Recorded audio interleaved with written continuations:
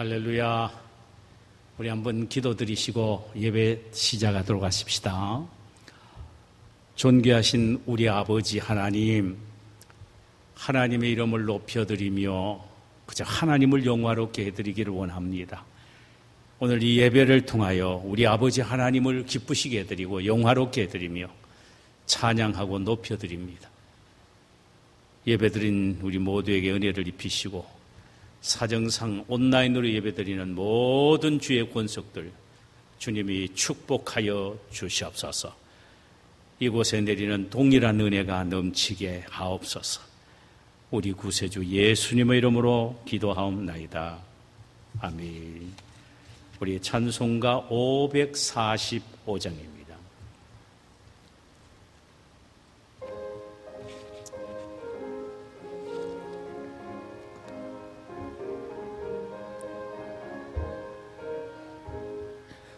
이 눈에 아무 증거 아니 배워도 믿음만을 가지고서 늘 걸으며 이 귀에 아무 소리 아니 들려도 하나님의 약속 위에 서리라. 걸어가세 믿음 위에 서서 나가세 의심 버리고 걸어가세 믿음 위에 서서 눈과 귀에 아무 증거 없어도 이 눈이 보기에는 어떠하든지 이미 얻은 증거대로 늘 믿으며 이 귀에 의심 없이 살아갈 때에 우리 소원 주 안에서 이루리. 걸어가세 믿음 위에 서서 나가세 의심 버리고 걸어가세 믿음 위에 서서 눈과 귀에 아무 증거 없어도 주님의 거룩함을 두고 맹세한 주 하나님 아버지는 참 이쁘다. 그 귀한 모든 약속 믿는 자에게 능치 못할 무슨 일이 있을까. 걸어가세 믿음 위에 서서 나가세 의심 버리고 걸어가세 믿음 위에 서서 눈과 귀에 아무 증거 없어도. 아멘. 하나님 말씀은 구약성경 아모스서 8장 1절에서 14절까지입니다. 구약성경 1282면 아모스서 8장 1절에서 마지막 14절까지입니다. 우리 한 절씩 교독하도록 하십시다. 주 여호와께서 내게 이와 같이 보이셨느니라. 보라, 여름 과일 한 광주리니이다. 그가 말씀하시되 아모스야, 내가 무엇을 보느냐? 내가 이르되 여름 과일 한 광주리니이다 하매 여호와께서 내게 이르시되 내 백성 이스라엘의 끝이 이르렀은즉 내가 다시는 그를 용서하지 아니하리니 그날의 궁전의 노래가 애곡으로 변할 것이며 곳곳에 시체가 많아서 사람이 잠잠히 그 시체들을 내어버리리라. 주 여호와의 말씀이니라. 가난한 자를 삼키며 땅의 힘없는 자를 망하게 하려는 자들아, 이 말을 들으라. 너희가 이르기를 월삭이 언제 지나서 우리가 곡식을 팔며 안식일이 언제 지나서 우리가 밀을 내게 앓고 에바를 작게 하고 세계를 크게 하여 거짓 저울로 속이며 은으로 힘없는 자를 사며 신한 결례로 가난한 자를 사며 찌꺼기 밀을 팔자 하는도다. 여호와께서 야곱의 영광을 두고 맹세하시되 내가 그들의 모든 행위를 절대로 잊지 아니하리라 하셨나니 이로 말미암아 땅이 떨지 아니하게 했으며 그 가운데 모든 주민이 애통하지 않겠느냐. 온 땅이 강의 넘침같이 솟아오르며 애굽 강같이 뛰놀다가 낮아지리라. 주 여호와의 말씀이니라. 그날에 내가 해를 대낮에 지게 하여 벽주에 땅을 캄캄하게 하며 너희 절기를 애통으로 너희 모든 노래를 애곡으로 변하게 하며 모든 사람에게 굵은 배로 허리를 동이게 하며 모든 머리를 대머리 되게 하며 독자의 죽음으로 말미암아 애통하듯 하게 하며 결국은 곤고한 날과 같게 하리니 주 여호와의 말씀이니라. 보라, 날이 이를지라. 내가 기근을 땅에 보내리니 양식이 없어 주림이 아니요 물이 없어 가람도 아니라 여호와의 말씀을 듣지 못할 기갈이라. 사람이 이 바다에서 저 바다까지 북쪽에서 동쪽까지 비틀거리며 여호와의 말씀을 구하려고 돌아다녀도 얻지 못하리니 그날에 아름다운 처녀와 젊은 남자가 다 갈아여 쓰러지리라. 함께 읽읍시다.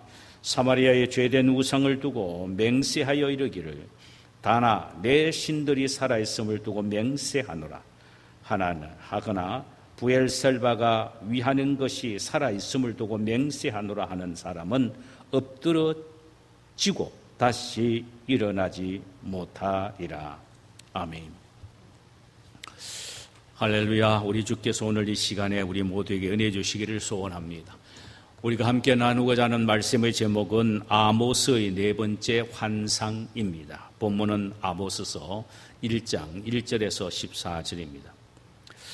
본장은 아모스 선지자가 본 이제 네 번째 환상과 이어지는 최후의 설교를 보여주고 있습니다.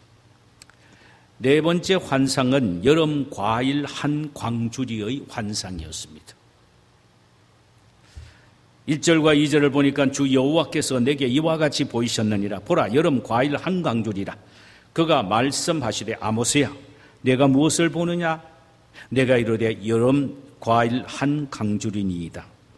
하매 여호와께서 내게 이르시되 내 백성 이스라엘의 끝이 이르렀은즉 내가 다시는 그를 용서하지 아니하리라.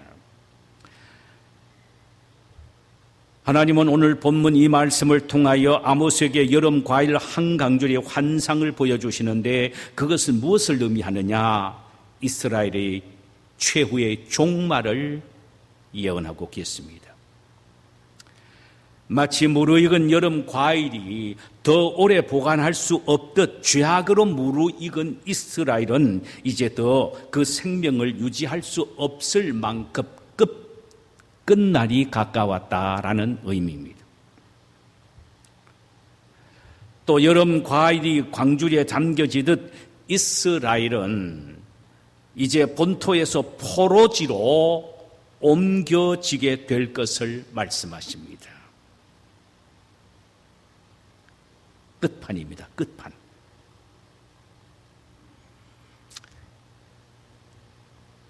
이때에 맞이하게 될 이스라엘의 비참한 운명을 뭐라고 말했습니까? 3절에서 이렇게 말씀하셨습니다.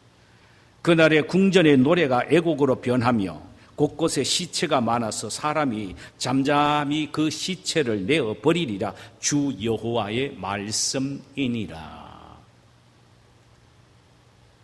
1절과 2절의 결과의 비참함이 3절에 나타났는데 뭐라고 말씀을 하십니까? 여기에 보니까 두 가지로 말씀하십니다.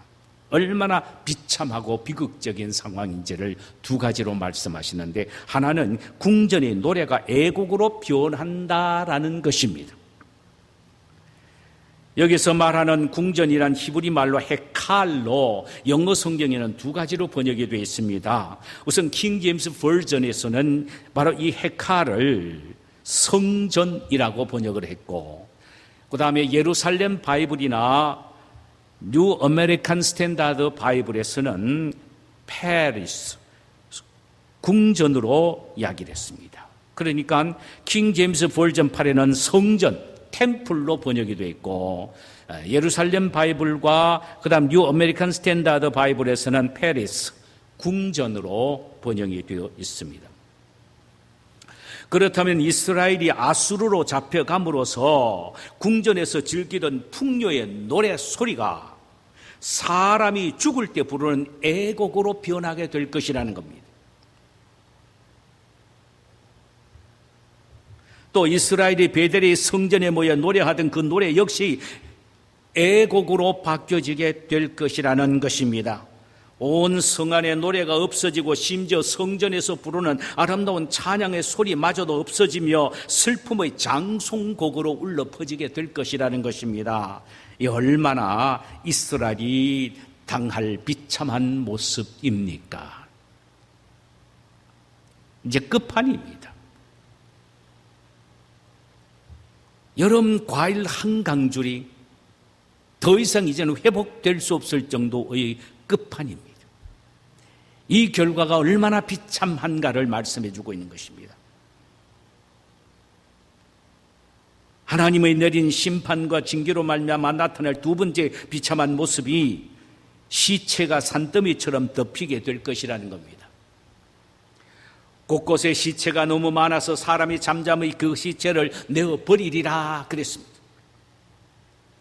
이는 무차별한 학살로 말미암아 수많은 사람들이 죽어 넘어지는데, 이는 마치 사람들이 쌓여있는 물건을 아무 감정과 의미 없이 그저 치우듯 산더미처럼 쌓여져 있는 시체를 치우게 될 것을 예언하는 말씀입니다. 참으로 비참한 모습, 이것이 이스라엘에게 내려질 하나님의 심판과 징계라는 것입니다. 자, 이것이 아모스가 본 네 번째 환상이고, 그 환상이 이어지면서 끝나면서 이제 설교가 이어집니다. 환상이 이어지면서 이제 설교가 이어지는데, 그 설교가 4절에서 14절 사이에 아모스의 설교가 나타납니다. 아모스의 설교는 세 부문으로 나누어집니다. 하나는 사회적, 종교적, 경제적 불의와 부정에 대한 진노와 책망이요, 4절과 6절입니다. 또 하나는 하나님의 심판으로 말미암아 그들에게 어떻게 곤고한 날을 맞이하게 될 것인가를 보여주는 내용으로 7절에서 10절입니다. 마지막 하나는 그들에게 닥칠 영적인 기근에 대해서 말씀하고 있습니다. 11절에서 14절입니다. 자, 이제 사회적, 종교적, 경제적 불의와 부정에 대한 하나님의 진노와 심판에 대한 설교를 한번 생각해 보십시다. 여기에서는 세 가지를 표현하고 있습니다. 하나는 사회적 불의는 가난하고 의로운 사람을 압제하는 죄악들입니다. 참 이스라엘이 이렇습니다. 사회적 불의가 나타나는데 그것은 가난하고 의로운 사람을 압제하는 행동으로 나타난다는 것입니다. 4절에 가난한 자를 삼키며 땅의 힘없는 자를 망하게 하려는 자들아, 이 말을 들어라. 여기 가난한 자는 꼭 물질적인 가난만을 의미하는 것이 아닙니다. 남에게 억눌리며 짓밟히는 비참한 계급을 가지고 있는 저 천민의, 농민의 모습들을 대표하는 말이기도 합니다. 이들은 남에게 억눌리며 짓밟히는 그런 사람들이었습니다. 뿐만 아닙니다. 그 어려운 가운데서도 믿음을 지켜나가려고 하는 의로운 사람들이 있습니다. 이런 의로운 사람들을 그들은 압제하고 박해하는 것입니다.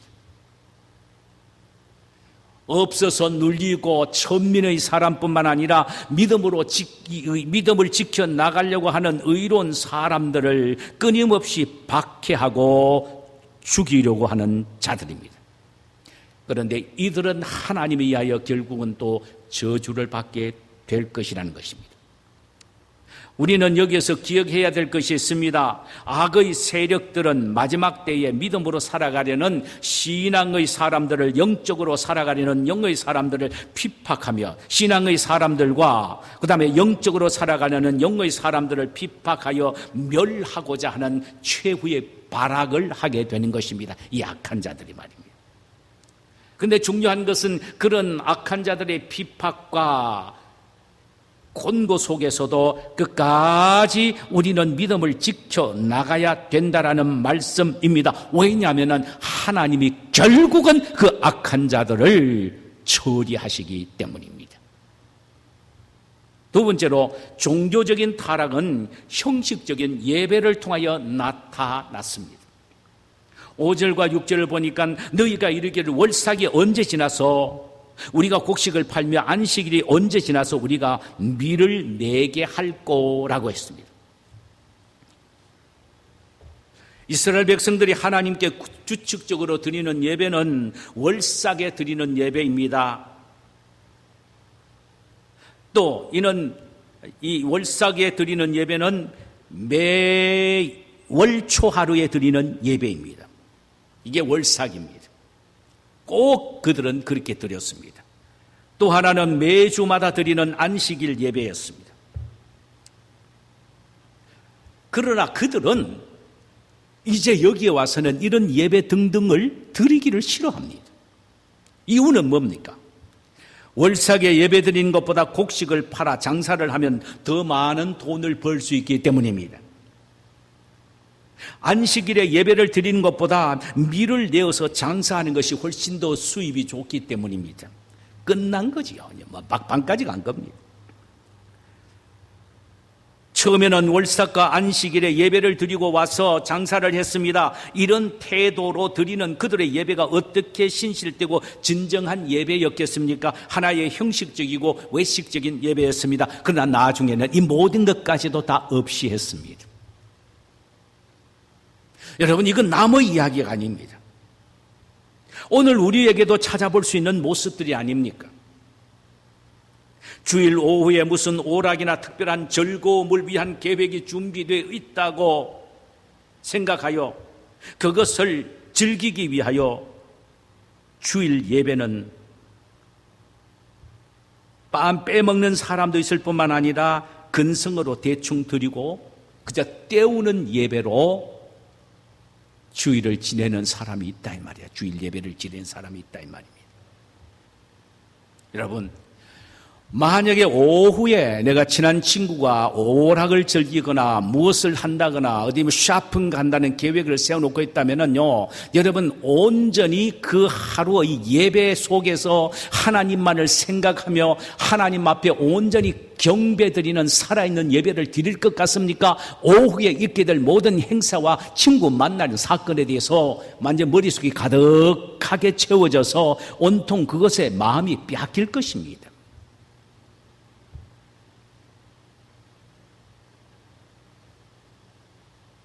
제가 아는 어떤 장로님은 그가 미국에 처음 와서 가게를 여러 오픈했는데 그 얼마 되지 않은 곳에 한국 사람이 가게를 오픈했어요. 그런데 이 사람이 주일날이 우리가 교회 가서 쉬자고 이야기했더니 예, 장로님 알겠습니다. 그렇게 합시다 그러는데 이 사람이 꼬박꼬박 나와서 주일날이 교회도 안 가고 장사를 했습니다. 장로님 왈 이겁니다.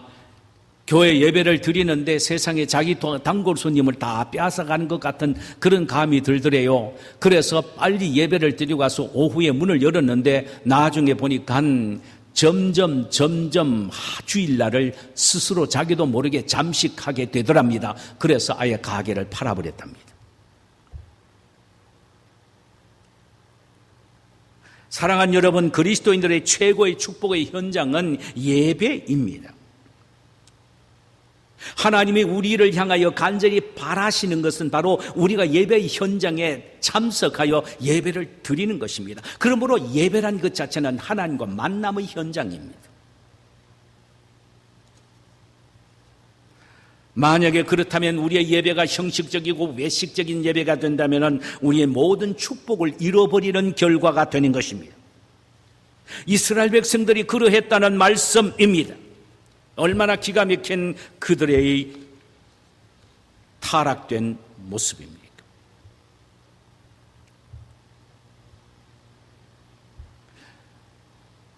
아모스가 설교한 설교의 세 번째는 경제적 불의는 무너진 상도덕에서 나타난다는 사실을 이야기합니다.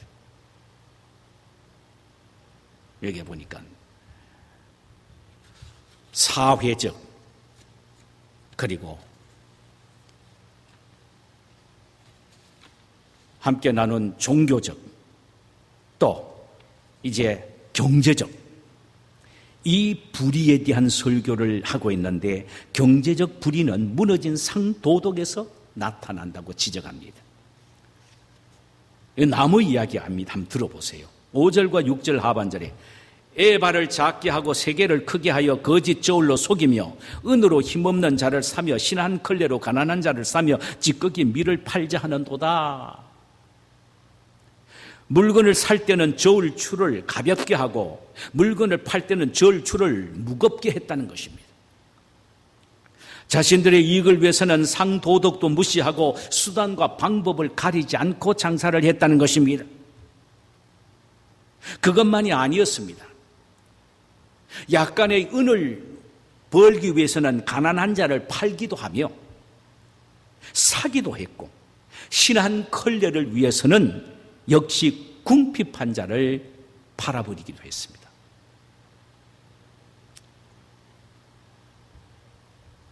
가진 자가 가난한 자들의 것을 너무나도 무섭게 착취했기에 가난한 자들은 굶주린 육신의 생명을 살리기 위해서는 최후에는 한 알의 양식을 위하여 자기의 육신까지도 팔았다라고 했습니다. 이런 약점을 이용해서 사람을 팔아넘기는 악한 자들이 들끓고 있었습니다. 오늘로 말하면은 가난 때문에 장기를 파는 사람들이 있고 그것을 중간에서 연결해주는 브로커가 있었다라는 의미입니다. 더 나아가서 돼지나 먹는 밀의 찌꺼기를 값비싸게 팔아 가난한 사람에게 뒤집어 씌워서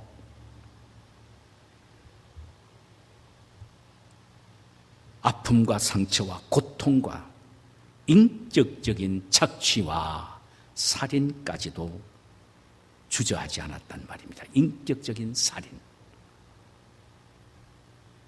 자, 이들의 종교적, 사회적, 경제적인 죄악을 지적하면서 이들에게 내리실 하나님의 심판을 7절에서 10절 사이에 디테일하게 이렇게 말합니다. 이게 보니까 세 가지로 그들이 받을 심판을 이야기합니다. 첫째로는 천재지변을 통한 심판입니다.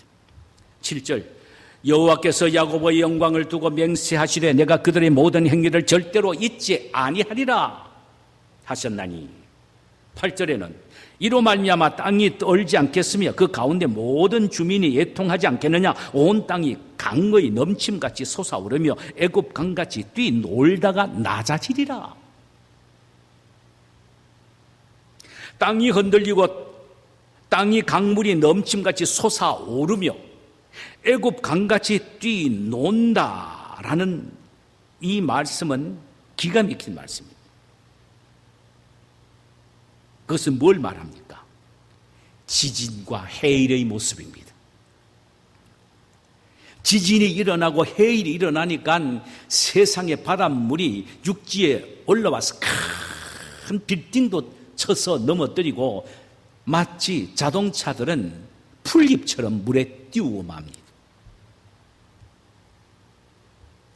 이것은 우리가 해일을 통하여 나타나는 모습을 보면은 아하, 이것이 바로 해일의 양상이구나 하는 것을 얼마든지 느낄 수가 있습니다.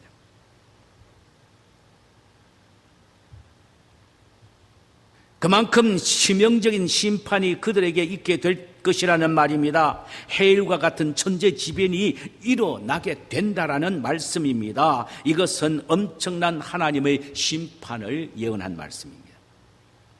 여러분, 이 심판은 그 당시 아모스 때에 예언한 심판으로만 끝난 것이 아니라 이것은 인류 종말 때에, 인류 마지막 때에 종말적인 심판도 함께 일어나게 될 것을 한꺼번에 말하고 있다는 사실을 알아야 합니다. 우리는 이 사실을 예수님이 친히 말씀하신 것을 보게 됩니다. 누가복음 21장 11절에 보면은 곳곳에 큰 지진과 기근과 전염병이 있겠고 또 무서운 일과 하늘로부터 큰 징조들이 있으리라고 했고, 마가복음 13장 8절에는 민족이 민족을, 나라가 나라를 대적하게 일어나겠고 곳곳에 지진이 있으며 기근이 일어나니 이는 재난이 시작이라. 그러니까 하나님께서는 아모스 때에 이스라엘 백성들의 종발적인 심판, 대심판을 염두에 두시면서 그것이 마지막 때도 동일한 심판이 있게 될 것이라는 사실을 암시해 주고 계시는 겁니다. 천재지변을 통한 심판, 무서운 심판이 아모스를 통하여 하나님이 그 당시에 일어나게 될 것을 예언하셨고, 예수님은 마지막 인류 심판 때에 이런 현상이, 마지막 종말의 때에 이런 현상이 일어나게 될 것이라고 말씀을 하셨습니다. 또 하나의 심판은 해를 통한 심판이에요. 해. 9절입니다. 주 여호와의 말씀이니라. 그날에 내가 해를 대낮에 지게 하며 백주의 땅을 캄캄하게 하며. 예수님이 십자가에 달리시고 운명하실 때에 해가 그 비침을 잃고 어두워졌습니다. 이것은 인류 종말에 일어나게 될 하나님의 심판에 대한 하나의 상징이고 예언입니다.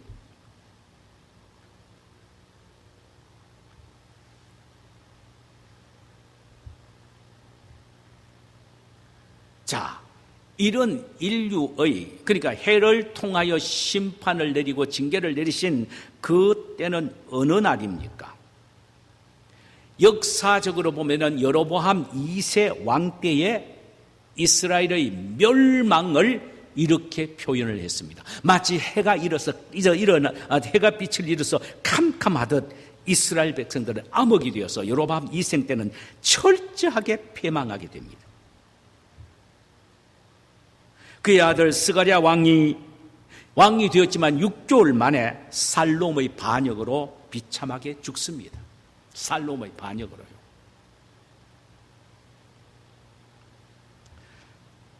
말하자면 여로보암 왕가는 태양이 떨어져 버리고 만 것입니다.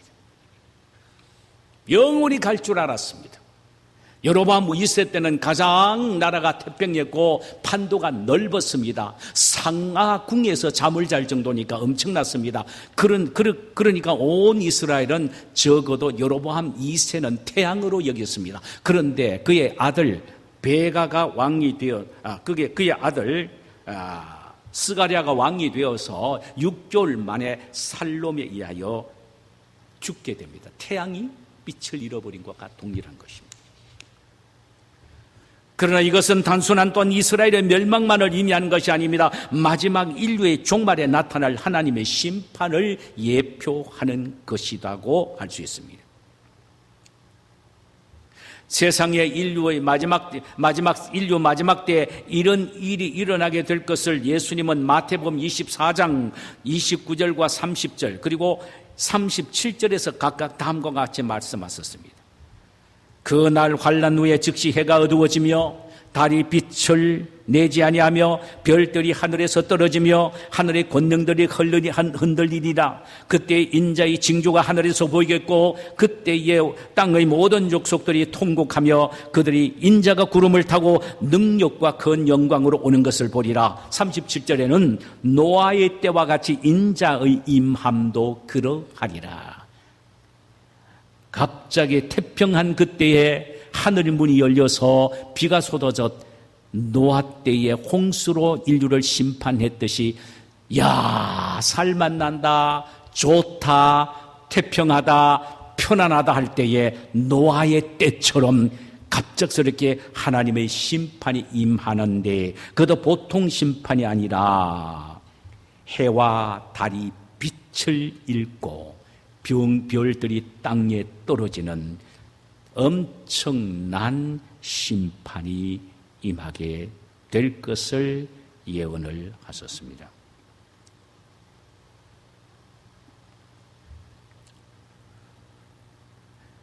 우리가 이런 그 당시에 인류 심판에 대한 그 당시 이스라엘 백성들에 대한 심판의 예언이 어떻게 마지막 때의 심판의 예언이라고 말할 수 있느냐라고 말하지만은 이것은 성경에서는 꼭 그렇게 말을 하고 있습니다.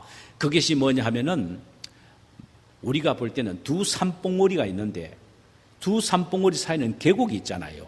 근데 두 산봉우리를 옆에서 딱 일직선으로 맞춰보면은 하나의 산봉우리가 되어 있습니다. 그러니까 앞쪽에 있는 산봉우리나 뒤쪽에 있는 산봉우리가 일직선상에 볼 때는 하나입니다. 그러나 그 사이에는 계곡이 있잖아요. 자, 인류 역사의 마지막 심판, 역사의 주인공 되신 하나님은 아모스를 통하여 이스라엘의 심판을 한 꼭지점으로 산봉우리를 두시고 마지막 인류의 마지막 때에 내리실 심판을 또 한 산 정상을 설정하시고 두 정상을 꼭지점을 나란히 입맞추게 함으로 하나로 보이게 합니다. 이것이 바로 하나님의 종말관입니다. 하나님의 심판관입니다. 그러므로 우리는 아모스를 통한 이스라엘의 심판을 마지막 때 인류의 심판과 동일선상에서 봐야 되고 동일현상으로 봐야 하고 동일 사건으로 우리는 받아들여야 합니다. 그러니까 두렵고 떨리는 마음으로 살아야지요. 마지막 하나는 모든 기쁨과 즐거움을 빼앗아버리겠다는 것입니다. 세 번째의 하나님의 진노는 뭐냐? 모든 기쁨과 즐거움을 빼앗아버리겠다. 10절 너희 절기를 애통으로 너희 모든 노래를 애곡으로 변하게 하며 모든 사람에게 굵은 배로 허리를 동이게 하며 모든 머리를 대머리가 되게 하며 독자의 죽음으로 말미암아 애통하듯 하게 하며 결국은 곤고한 날과 같게 하리라. 이스라엘 백성들에게 있어서 절기는 즉 유월절과 오순절과 초막절 이 3대 절기는 춤추며 노래하며 기뻐하는 명절이었습니다. 그런데 이 절기를 빼앗아버리고 그 절기가 애통과 애고의 날로 바뀌어지게 하시겠다는 겁니다. 너무나도 슬퍼서 굵은 베옷으로 허리를 동이고 이마에 털을 밀므로 아예 대머리가 되었다는 것입니다. 이러한 슬픔은 마치 독자를 잃었을 때 애통하는 것과 같을 것이라는 것입니다. 처절한 애통이요 고통이라는 것입니다. 이 말씀을 듣고 회개하고 돌이켜야 희망이 있다는 것이 하나님의 마음이었습니다. 그런데 그들은 돌아오지 않습니다. 우리는 이런 말씀을 통하여 듣고 뭘 깨달아야 합니까? 아하, 이것은 이스라엘에게 역사적으로 일어난 사건인데 그대로 일어난 사건으로 그저 치부해서는 안 됩니다. 아하, 이런 메시지를 통하여 하나님은 오늘 우리에게는 너희들 조심하라, 깨달아라, 죄짓지 마라, 하나님만을 섬겨라, 죄를 범하지 말라, 하나님을 두려워할 줄 알아라는 메시지로 우리가 받아들여야 합니다. 그것이 바로 오늘날 우리가 지혜롭게 사는 비결이요, 마지막 인류 종말을 향하여 달려가는 우리의 삶의 자세여야 합니다. 여러분, 하나님의 최후의 심판은 무섭고 처절합니다. 이런 일이 그때만 있게 될 것이 아니라 인류 종말 때에도 반드시 있게 됩니다. 그때는 바위와 나를 가려다와 살아 나를 덮어달라고 처절한 부르짖는 아비규환의 때가 될 것입니다. 그러나 기억하십시오. 예수 그리스도를 믿는 하나님의 자녀는 마지막 때 아무리 무서운 심판과 재앙이 내린다고 해도 주님의 보호를 받게 되기에 그분 안에서 참된 믿음과 신뢰를 갖고 묵묵히 순종하며 사는 경건한 삶이 필요하다는 것입니다. 그러므로 우리는 마지막 때가 되면 될수록 더 깨어서 두렵고 떨리는 마음으로 믿음에 흔들리지 말고 온전한 믿음의 사람이 되어 하나님의 말씀대로 순종하며 믿음을 갖고 사는 경건한 성도님들이 되시기를 주님의 이름으로 축원합니다. 우리 이 시간에 찬송 한 장 부르십시다. 찬송가 542장입니다.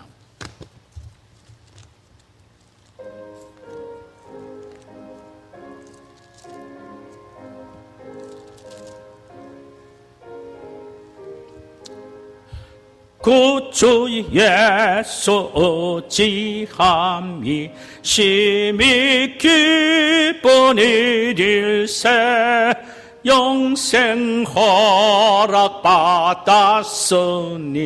의심 아주 없도다.